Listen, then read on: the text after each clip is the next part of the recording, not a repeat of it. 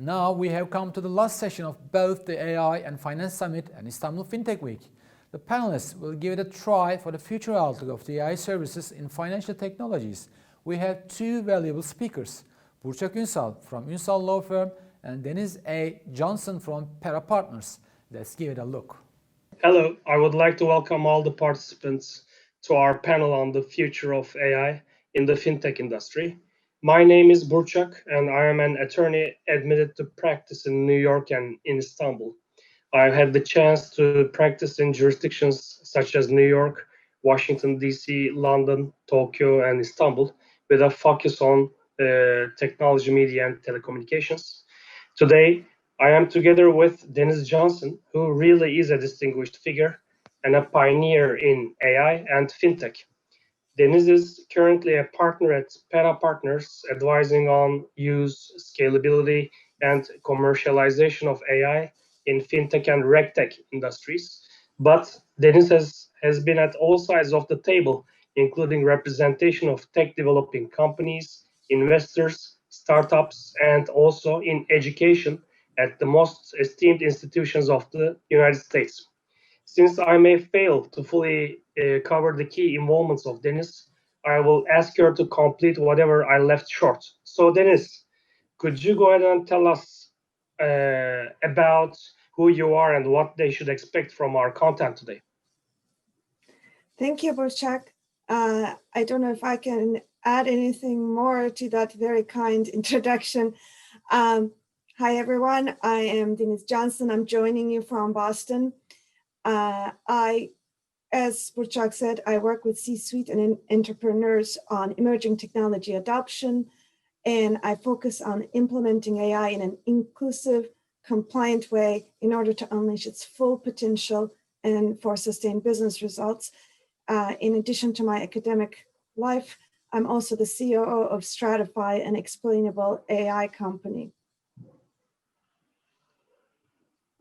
That sounds really great. So we are with the right person. I'm 100% sure.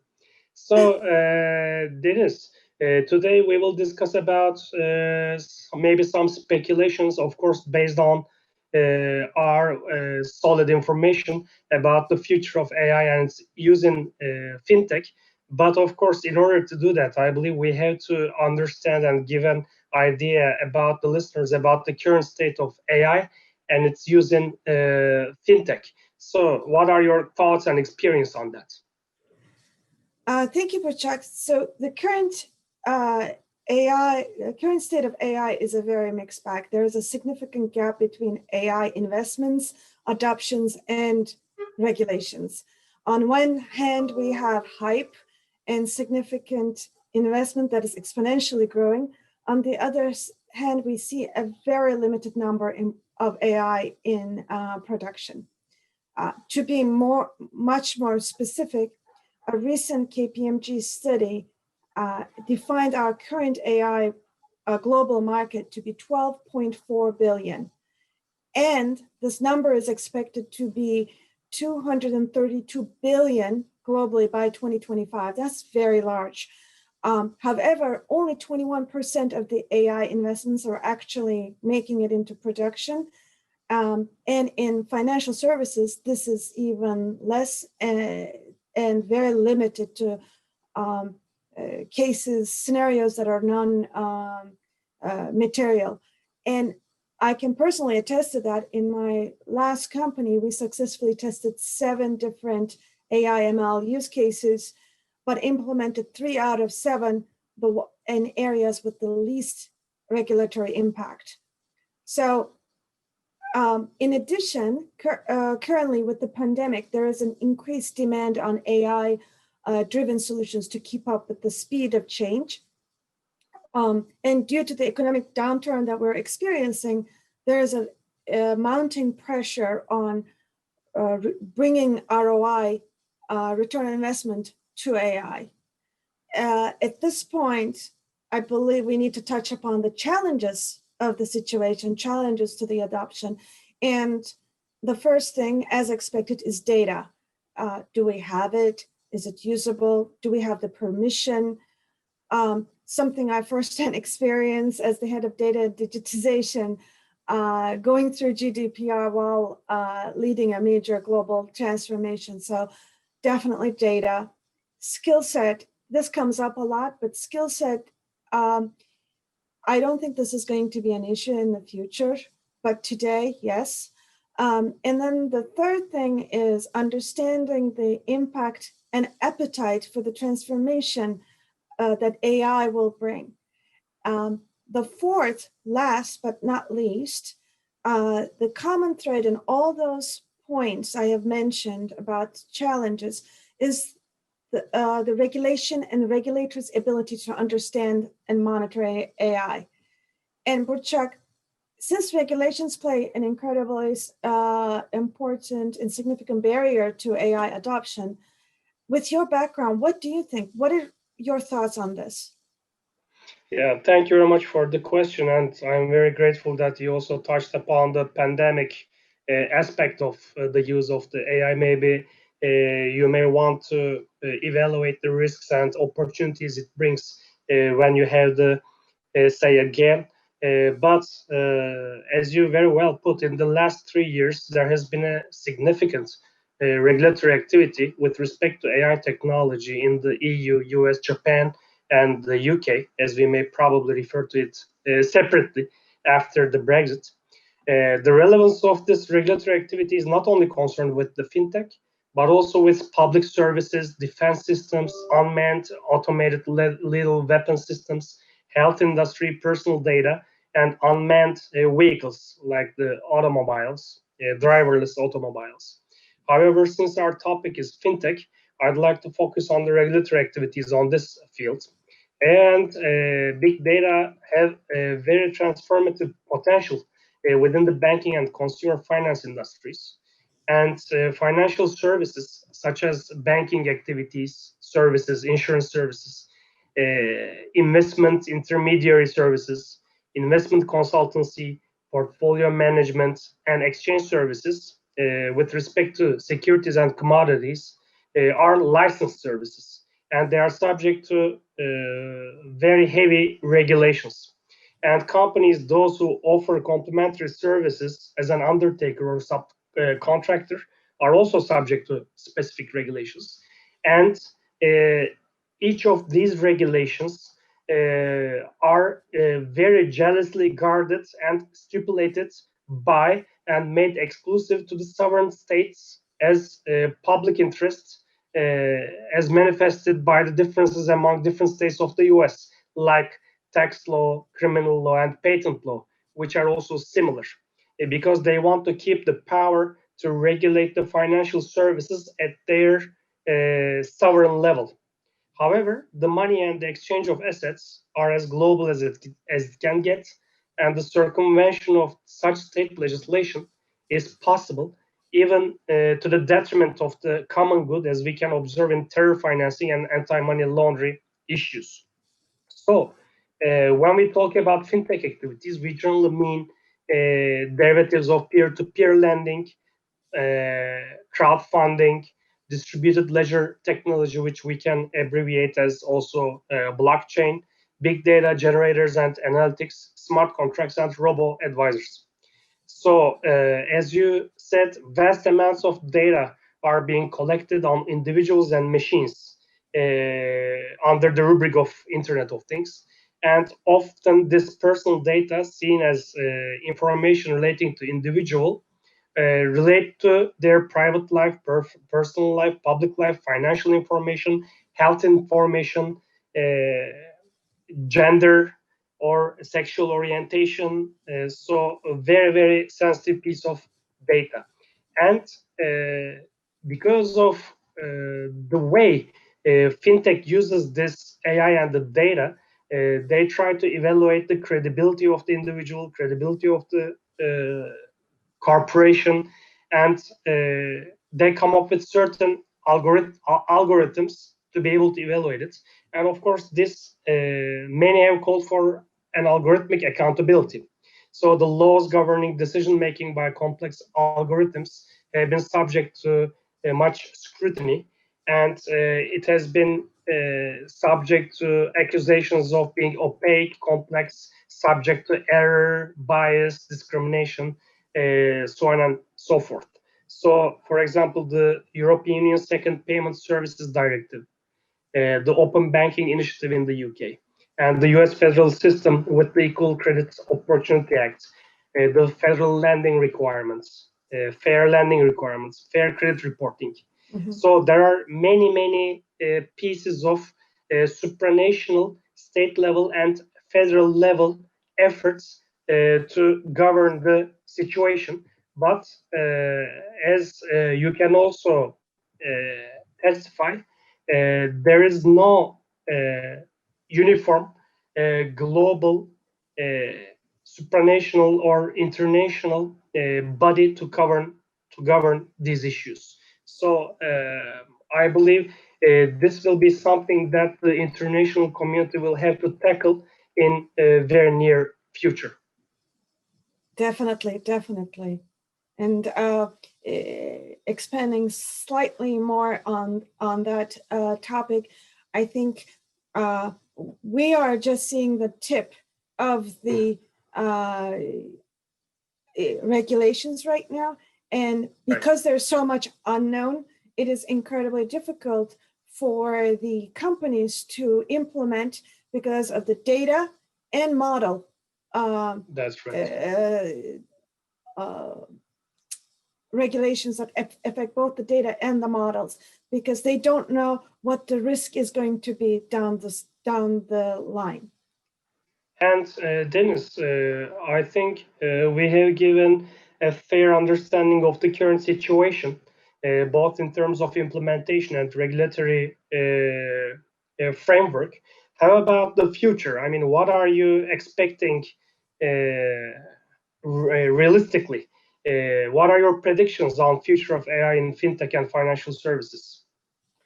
So I think that's a very good question. I think it's we were at a very critical juncture of growth and adoption. As I mentioned before, with COVID, with the digitization, we're really looking at pressures to change and adapt very quickly. For AI, it's going to be a growing, as the predictions are, it's going to be a growing industry, growing adoption. If I look at the long term, one of the trends that's happening right now on FinTech is individualized wealth and health solutions.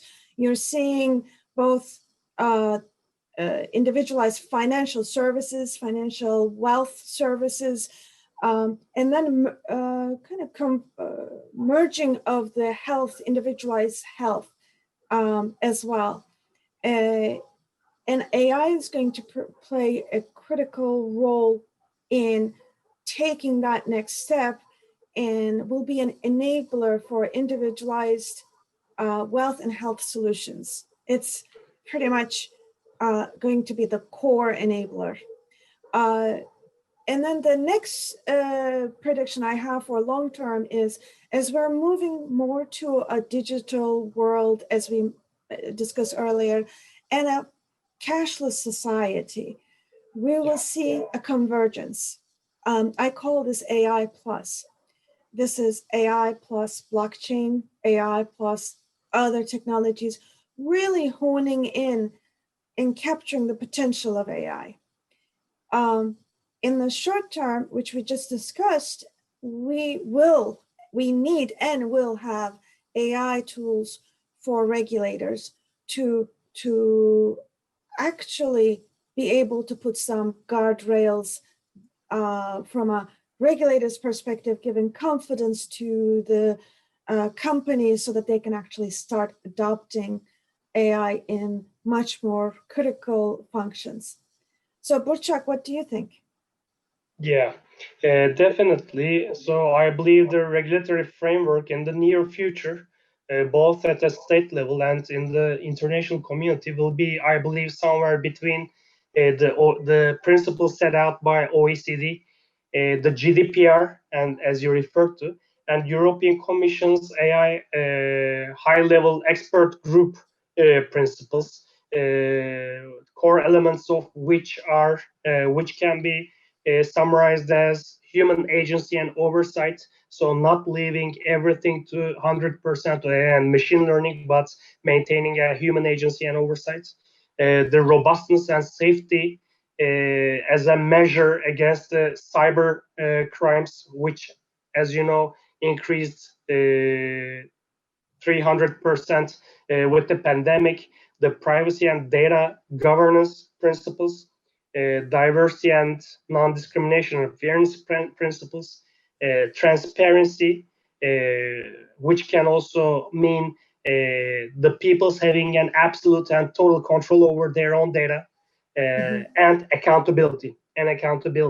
So between these lines, I believe there will evolve an international, at least best practices, which may later be reduced into international treaties. But I would like to also draw your attention to the fact that, for example, with blockchain comes many opportunities and many problems which are quite hard to solve because there are some inherent discrepancies between certain technologies and regulations. For example, blockchain actually stems from the fact that it is decentralized, immutable, and anonymous, which is why people attribute that value to the digital assets running on blockchain.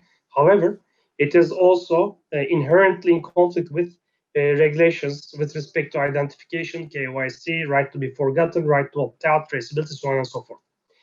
That's why I think among those lines that I have just mentioned, there are some very interesting and very unique problems that both the technology people, the developers, the regulators, and implementers will come together and with a holistic approach try to resolve.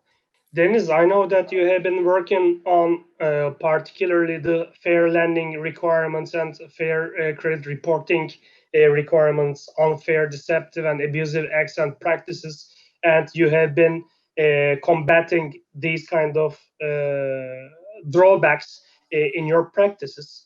And at the federal level in the United States, expressions of regulatory interests have come not only from core banking and consumer financial regulators, but also from Governmental Accountability Office for broader interagency coordination on issues related to AI and big data.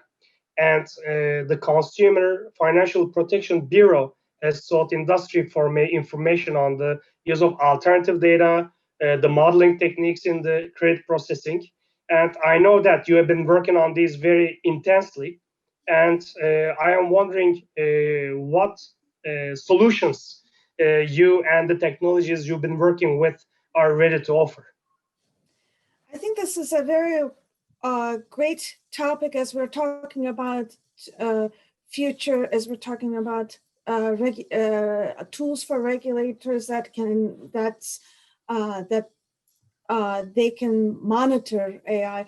We're talking about making AI transparent, and it's not a hypothetical transparency or a marketing transparency. It is real transparency, something which I have been working on through many years and recently as the CEO of Stratify. One of the things that we're looking at is human in the loop, giving the final decision to the human predictive AI practices, but also providing tools for the regulators to actually open it up and see how the machine is behaving.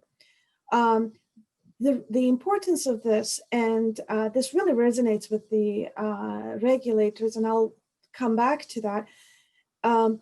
The importance of this is we need to be able to not only show where the irregularities or bias is sipping into the algorithms. We need to be able to have some guardrails, and we need to be able to solve it. It's when we talk about AI ethics, it's best practices and a methodology, but not actually how to solve it.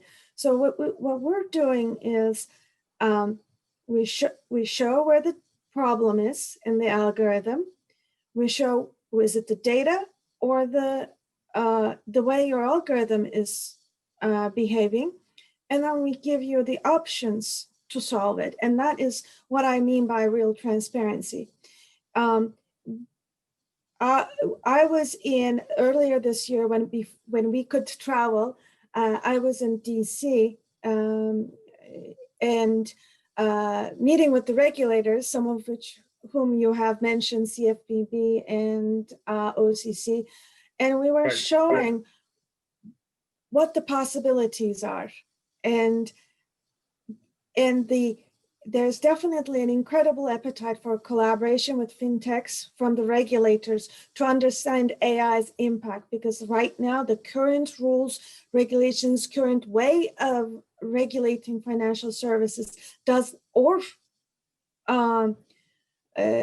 lending is not satisfactory when you have a black box, or you cannot put a black box AI into production.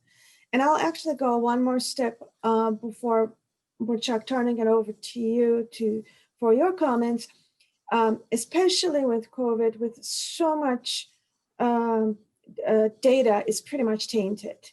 Data is tainted. We are living an unprecedented situation where past cannot predict future. So all of our hard-coded lending rules that the banks are using is reducing the amount of people that you can give credit for. The lending pool is getting smaller and smaller because of the hard-coded risk-averse rules. And those you cannot modify today because your past cannot predict your future. Human behavior has changed. This is where a transparent AI like Stratify is really needed, because it actually opens up looking at other values to define where you can actually have a larger pool. And we have done that with a number of cases where we could show this with our customers. Definitely. Yeah. Yeah, definitely. Please go ahead. I think there was something else you want. Yeah, that's. I wanted to just stop here, but turn it over to you if you had other thoughts about.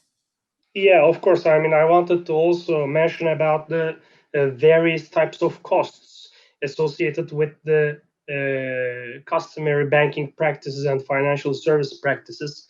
And also, I also wanted to mention about the bad track record of accountability, transparency of our regular customary banking system as well. As you know, I mean, also when you look at the precedents of the law, of the lawsuits, the financial world, the financial system services world is full of financial institutions which have been accused of and found guilty of misappropriations, lack of transparency, negligence, unfair competition, so on and so forth. And actually, coupled with the costs associated with such services, it's no wonder why people are looking for some alternatives. And to the extent the AI-powered methods and solutions are robust and safe, private, with reliable data governance systems, with reliable cybersecurity systems, with enough diversity and fairness and transparency, and of course with accountability, I believe, and also as we can see from the inclination of the largest and most traditional financial service providers investing in those technologies, I believe this is the future, and the legal framework and regulations will soon catch up with that.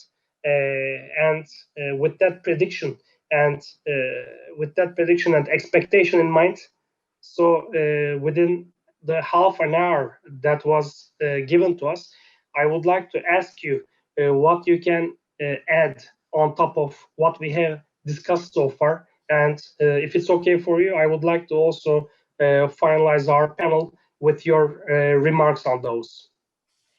Thank you, Burçak. I think we are really looking at immense opportunity here, because anywhere you have limitations is innovation. So we are going to see an AI innovation boom, much more than what we have seen so far. We are going to move into a AI plus other technologies. In fact, I already have seen a blockchain plus AI monitoring startup that's looking at cybercrime. So it's really, the opportunities are great. And really being able to make significant innovation by capturing the potential of AI and really moving into a more transparent, compliant, and inclusive, responsible AI is what I'm predicting in the long term. And yeah, sounds really great. And thank you, Burçak, and many thanks to Istanbul FinTech Week organization for such a great event. Yeah, I'd like to second to that and thank Istanbul FinTech Week to host us, and thank our listeners. And I would like to particularly thank you. It's been a personal pleasure for me to share the panel with you. Oh, my pleasure. All right. Thank you, everybody.